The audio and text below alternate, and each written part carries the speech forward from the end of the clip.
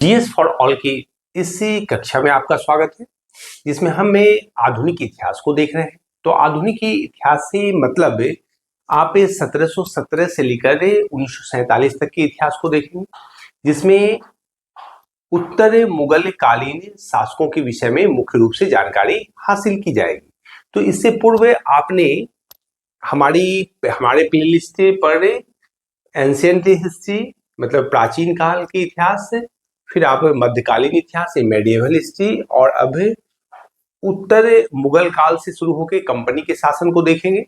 फिर आगे ब्रिटिश से काल को देखा जाएगा, यानी 1947 तक के इतिहास को देखा जा सकता है।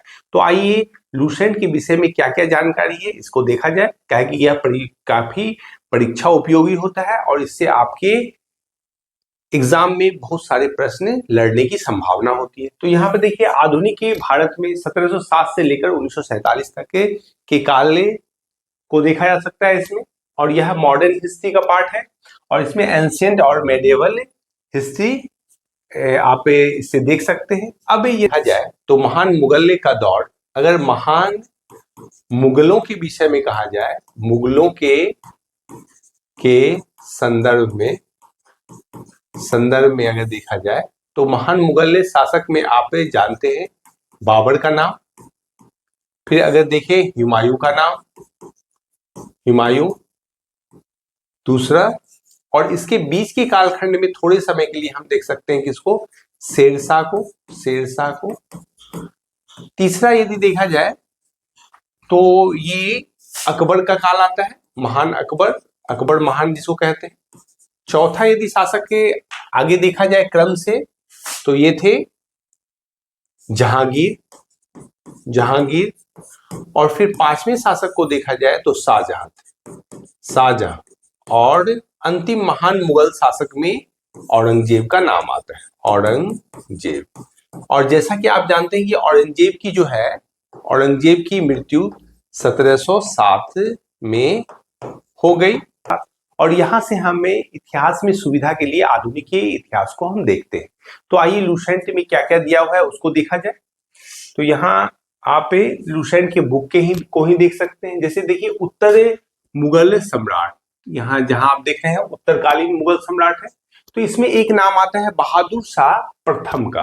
तो 1707 से 1712 कहा जाता है कि लमसम, अगर ऐसे तो 68 है, 69 वर्ष है, लमसम 70 वर्ष की अवस्था में यह हिंदुस्तान का बादशाह बना था। और इसने अपने उत्तराधिकार की युद्ध में अपने तमाम भाइयों की हत्या कर सत्ता को प्राप्त किया था।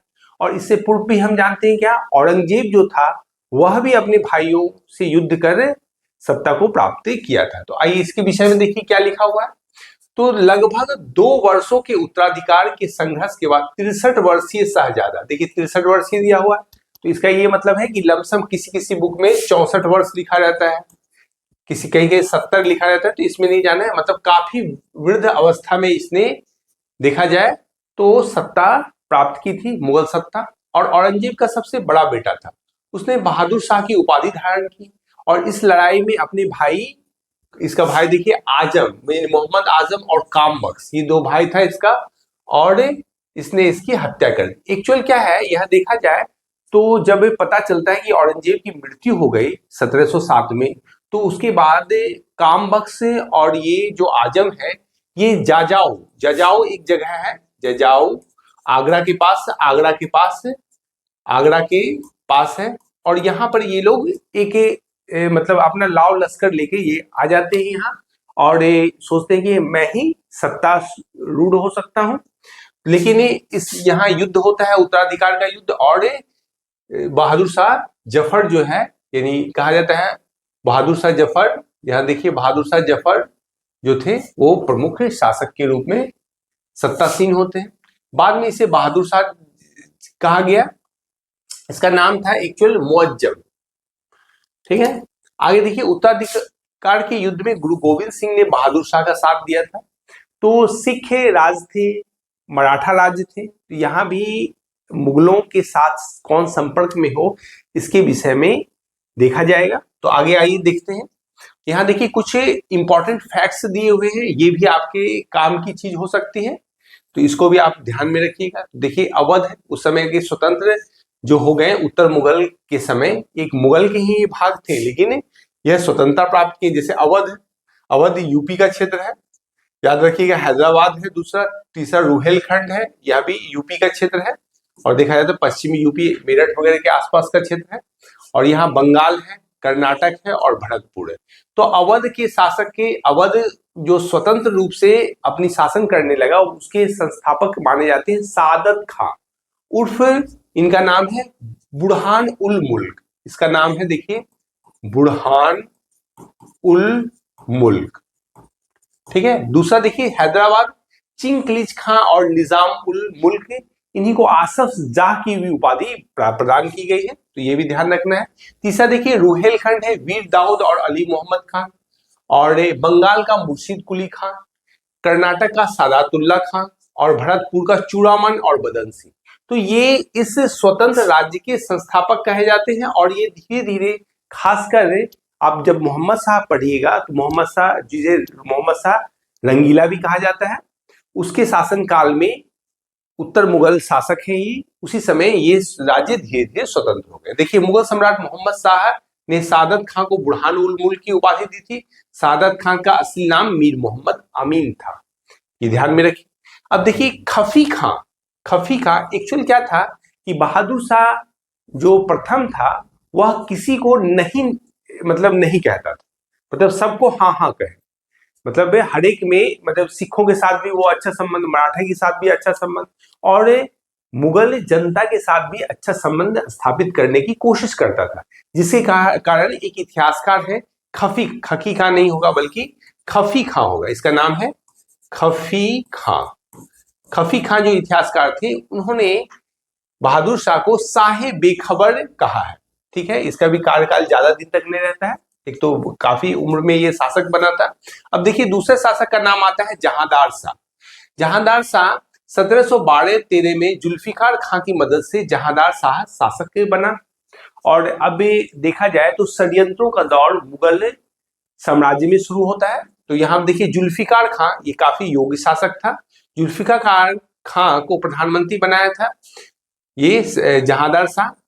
और जहां तक आप देखिए जुल्फिकार खां को प्रधानमंत्री बनाया था, और उसने साम्राज्य की वित्तीय स्थिति ठीक करने के लिए इजारा प्रथा की शुरुआत की। जहांदार शाह ने भी जजिया कर को समाप्त कर दिया। अभी देखिए इजारा प्रथा एक प्रकार से जमींदारी प्रथा है, और आगे 1793 के कर्नवालिस कोड, यानी मतलब भारत में जो अस्थायी बंदोबस्ती है, कहीं कहीं यह इसका पूर्वगामी है, मतलब समझ आएगा तो पहली वाली चीज है, पूर्वगामी है। इजारा प्रथा में मतलब जमीन को, जो पार्टिकुलर कोई जमीन है, उसको एक जमींदार के हाथ सौंप दिया जाता है। एक निश्चित लगान मुगल साम्राज्य को वो देगा अपनी वित्तीय स्थिति सुधारने के लिए। अब रियाया के साथ यह कितना भी कुछ भी वसूल करे, इसकी कोई जिम्मेदारी नहीं रहेगी सरकार की, बल्कि यह काफी मनमाना शोषण करेगा। और यही देखा जाएगा आगे चलकर, अंग्रेजों ने भी ऐसी ही कुछ व्यवस्था लाई थी।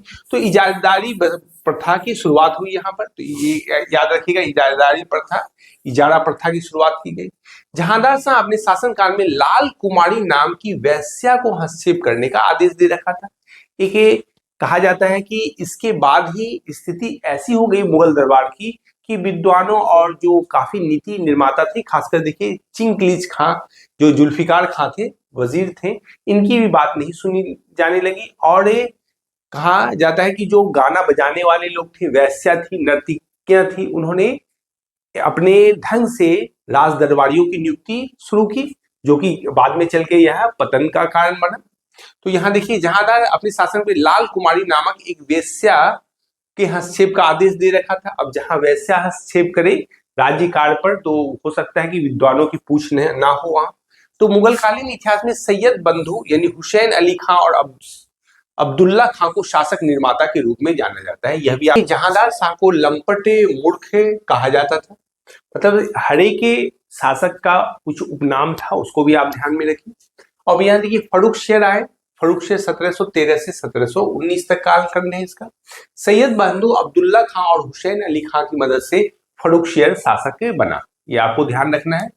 और देखिए 1715 में एक शिष्टमंडल जॉन सुरमन के नेतृत्व में भारत आया। यह शिष्टमंडल फर्रुखसियर के दरबार में 1717 को पहुंचा। उस समय फर्रुखसियर जानलेवा घाव से पीड़ित था और वह उसके दल में एक डॉक्टर था जिसका नाम था हैमिल्टन, और जिन्होंने फर्रुखसियर का इलाज किया। इससे खुश होकर अंग्रेजों को भारत में कहीं भी व्यापार करने की अनुमति दी। मतलब कहा जाता है कि यह एक 1717 का जो फरमान आगे चल के बना, इसे ही ईस्ट इंडिया कंपनी का मैग्ना कार्टा कहा जाता है। तो मैग्ना कार्टा एक ऐसा राज्यपत्र था जिससे अंग्रेजों को काफी फायदा हुआ, खासकर ईस्ट इंडिया कंपनी को। यह कर मुक्त व्यापार बिहार, बंगाल, उड़ीसा पर करने लगे और काफी इससे धन की उगाही की। फिर हम पॉलिटी में इसकी चर्चा हुई तो देखेंगे।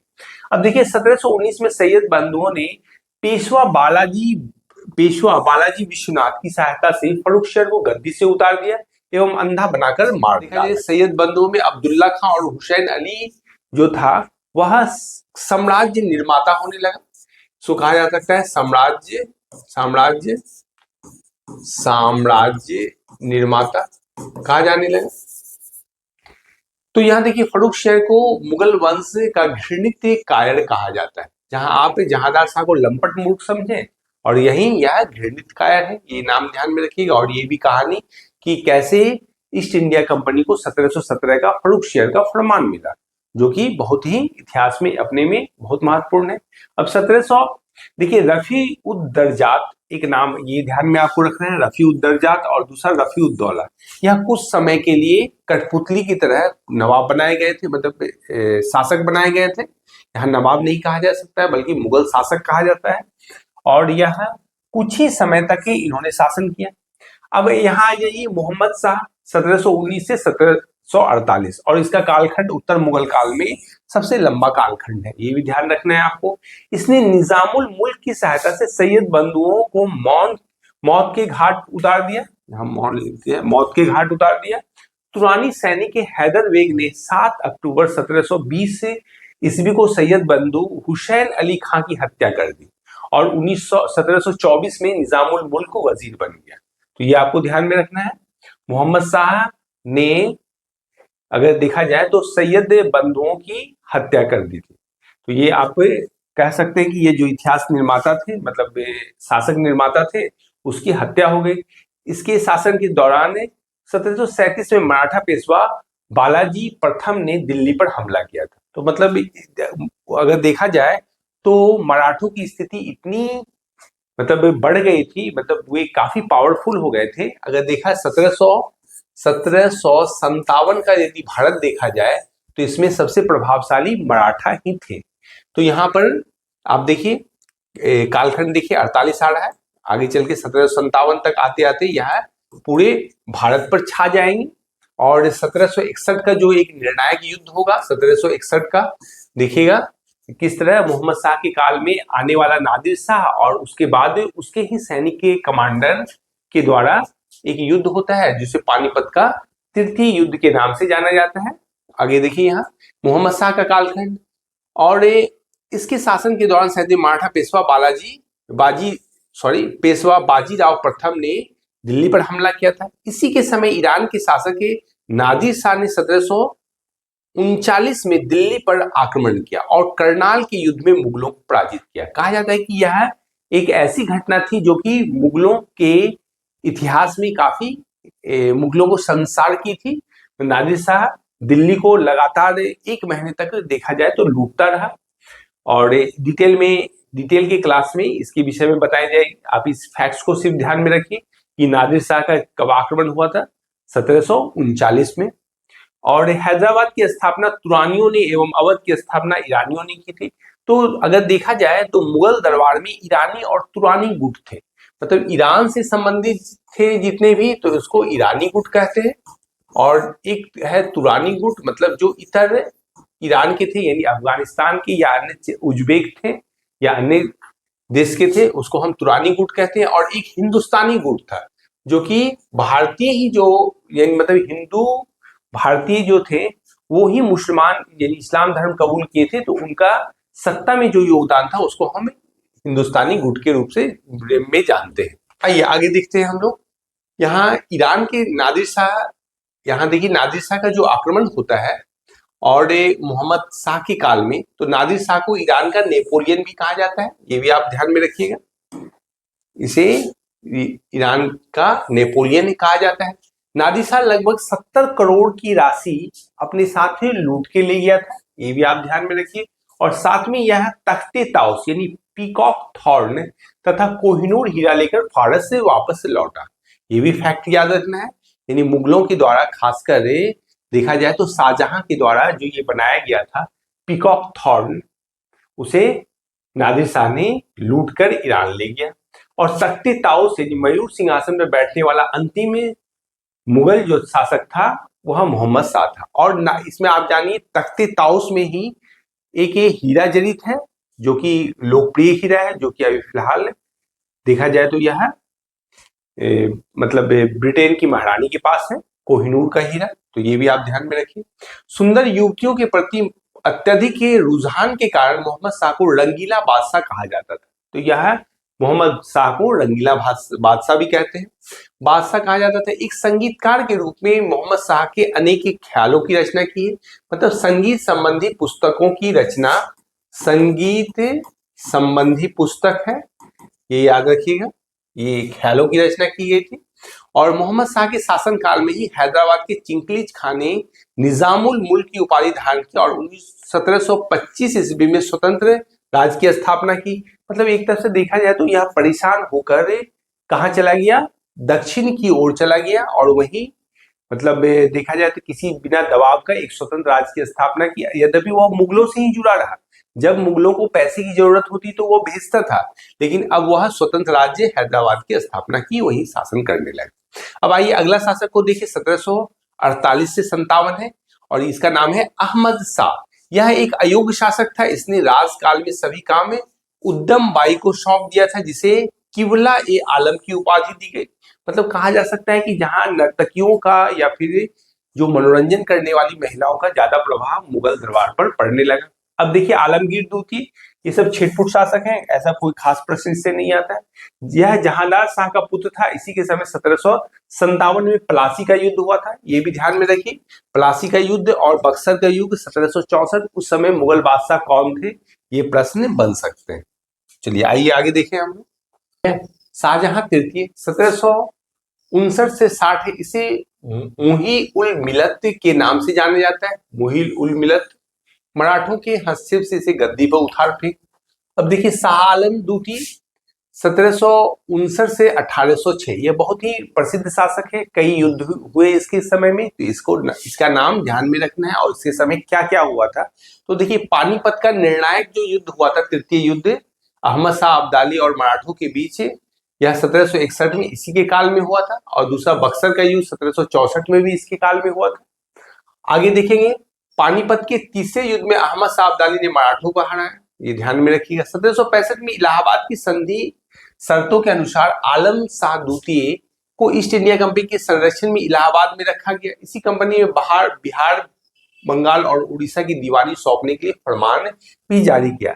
1764 में जो बक्सर का युद्ध होता है, उसके बाद ही 1765 में एक दोहरी संधि होती है, जो कि देखिएगा 12 अगस्त, 8 अगस्त और 12 अगस्त, दो अलग अलग संधि होती है, जिसमें एक संधि मुगल बादशाह के साथ और दूसरे नवाब थे, कहाँ के, मतलब अवध के नवाब थे, उनके बीच होता है। और यह इलाहाबाद का जो क्षेत्र है वह ईस्ट इंडिया कंपनी के संरक्षण में चला जाता है और बदले में बंगाल, बिहार और उड़ीसा की दीवानी भी इसी फरमान के द्वारा सौंप दी जाती है, मतलब इलाहाबाद की संधि के द्वारा। 1772 में शाह आलम द्वितीय को मराठा दिल्ली ले गए और वहां 1803 तक रहे। 1803 में अंग्रेजों ने दिल्ली पर अधिकार कर लिया, ध्यान रखिएगा 1803 यानी मतलब 1805 आते आते दिल्ली पर अंग्रेजों का अधिकार रहा। और अहमद शाह अब्दाली का वास्तविक नाम अहमद खां था। इसे 8 बार भारत पर आक्रमण किया था।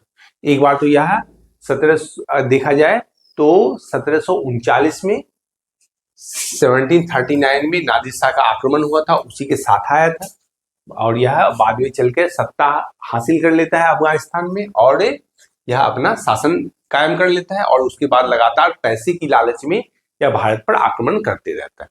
और देखिए गुलाम कादिर खां 1806 में शाह आलम द्वितीय की हत्या कर दी और बाद में बहुत सी कथा कहानी है।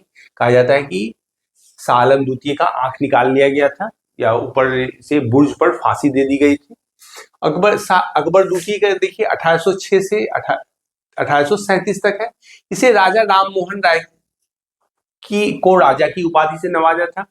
राजा राम मोहन राय को यद्यपि यह अपनी पेंशन, अगर देखिए शाह आलम द्वितीय, अगर बक्सर का युद्ध होता है और उसके बाद शाह आलम द्वितीय अंग्रेजों का पेंशन याफ्ता होकर रह जाता है, उसको एक निश्चित अमाउंट दिया जाता है पेंशन के रूप में।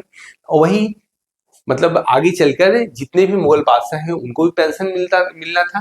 तो राजा राम मोहन राय को इन्होंने राजा की उपाधि दी और राजा की उपाधि देकर इन्हें ब्रिटेन महारानी से अपने पेंशन के रकम को बढ़ाने के लिए सिफारिश करने के लिए भेजा था राजा राम मोहन राय का।